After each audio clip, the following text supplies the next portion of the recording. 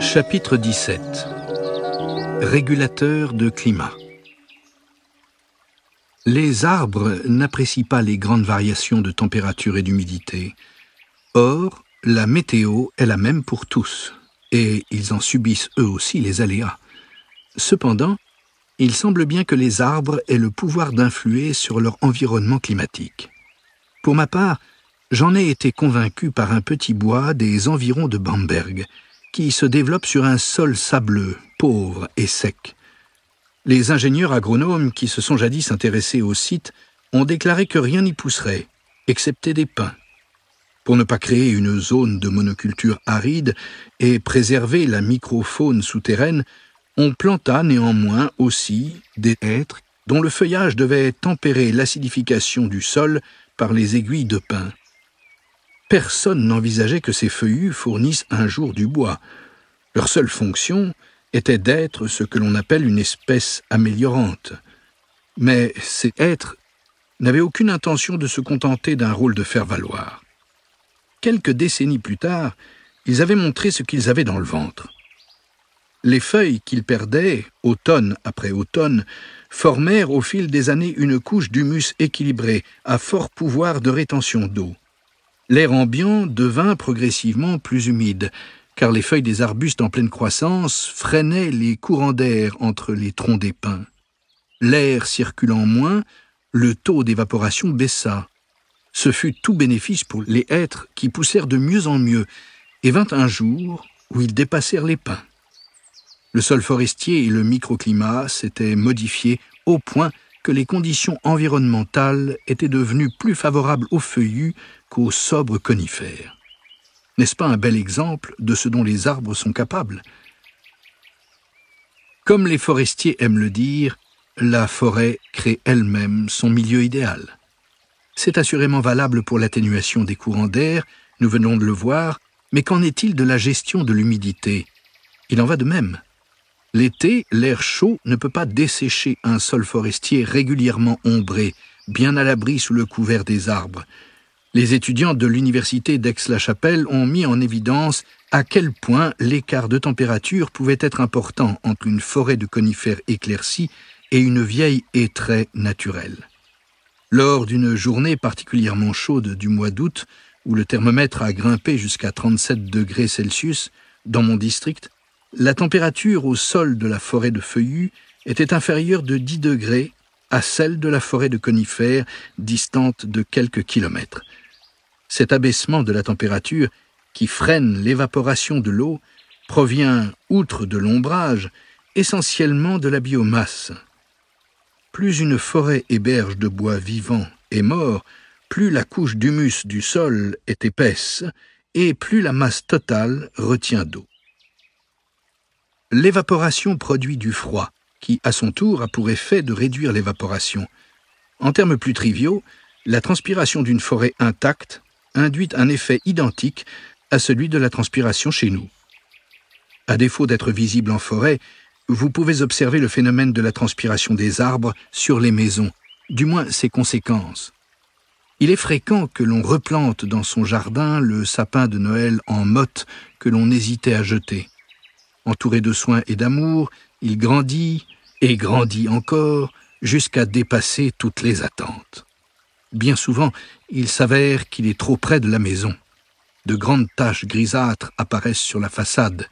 Pour la maison, les conséquences sont bien plus graves qu'un simple désagrément esthétique. La transpiration de l'arbre produit tant d'humidité que des algues et des mousses se développent sur les murs et les tuiles du toit. Freinée par la végétation, l'eau de pluie s'écoule mal, et les morceaux de mousse qui se détachent du toit bouchent la gouttière. Le crépi saturé d'eau s'effrite et doit être précocement refait. À l'inverse, les propriétaires de voitures garées sous les arbres n'ont, eux, que des raisons de se réjouir de leur effet régulateur. Quand les températures descendent au-dessous de zéro, il faut gratter le givre qui se dépose durant la nuit sur le pare-brise et les vitres des véhicules qui dorment à découvert, tandis que ceux qui étaient à l'abri sous les houppiers sont prêts à démarrer. Abstraction faite des sérieux dégâts que des arbres peuvent causer à l'extérieur d'un bâtiment, je suis fasciné par la capacité de tant d'espèces en particulier des épicéas, a influé sur le microclimat de leur environnement. L'influence d'une forêt intacte doit être extraordinaire. Lorsque l'on transpire beaucoup, boire beaucoup est une nécessité. Et les arbres boivent beaucoup. Quelques violentes averses vous donneront l'occasion de l'observer. Celles-ci, survenant habituellement en association avec des orages, je ne vous encouragerai pas à aller en forêt pour observer ce phénomène. Mais si, comme moi, pour les besoins de ma profession, vous êtes déjà dehors, ne vous privez pas du spectacle. Les champions des orgies hydriques sont les hêtres. Leurs branches, de même que celles de nombreux feuillus, obliquent vers le haut. Leur houppier sert en effet autant à exposer les feuilles à la lumière du soleil qu'à intercepter et rediriger la pluie. L'eau tombe sur des centaines de milliers de feuilles, d'où elle s'égoutte sur les rameaux. Des rameaux, elle s'écoule le long des branches, où les minuscules ruissellements se rejoignent et forment un torrent qui dévale le tronc. Au bas du tronc, le courant est si fort que l'eau bouillonne en touchant le sol. Lors d'une grosse pluie d'orage, un arbre adulte peut emmagasiner jusqu'à plus de 1000 litres d'eau supplémentaire. Dirigé directement vers ses racines grâce à son architecture, ce supplément d'eau s'infiltre dans la terre où il servira à surmonter un ou plusieurs épisodes de sécheresse. Les épicéas et les sapins seraient bien incapables de faire la même chose. Si les sapins ont l'intelligence de se mêler volontiers aux hêtres, il n'est pas rare que les épicéas, qui préfèrent rester entre eux, se trouvent en manque d'eau. Leurs houppiers sont des parapluies très appréciés des randonneurs. En cas d'averse, il suffit de se serrer autour du tronc pour être à l'abri des gouttes. Mais la particularité vaut aussi pour les racines. Jusqu'à 10 litres d'eau au mètre carré, ce qui fait déjà un beau volume, restent suspendus aux aiguilles et aux branches. Dès que la couverture nuageuse se déchire, il s'évapore, et la précieuse pluie est perdue pour la forêt. Pourquoi les épicéas se comportent-ils ainsi ? Tout simplement parce qu'ils n'ont pas appris à s'adapter au manque d'eau. Leurs zones de prédilection sont les régions froides, où l'évaporation terrestre est minime en raison du faible niveau des températures.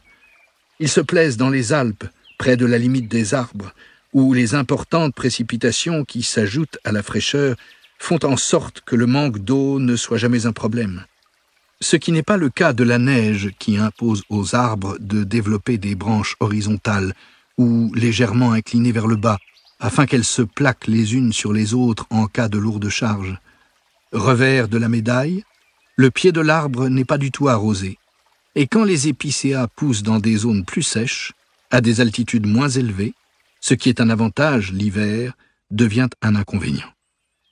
Une grande partie des actuelles forêts de conifères du centre de l'Europe ont été plantées dans des lieux à la convenance de l'homme. Les arbres y souffrent d'un déficit chronique en eau, car le parapluie intégré dont ils sont équipés intercepte et rejette dans l'atmosphère un tiers des précipitations.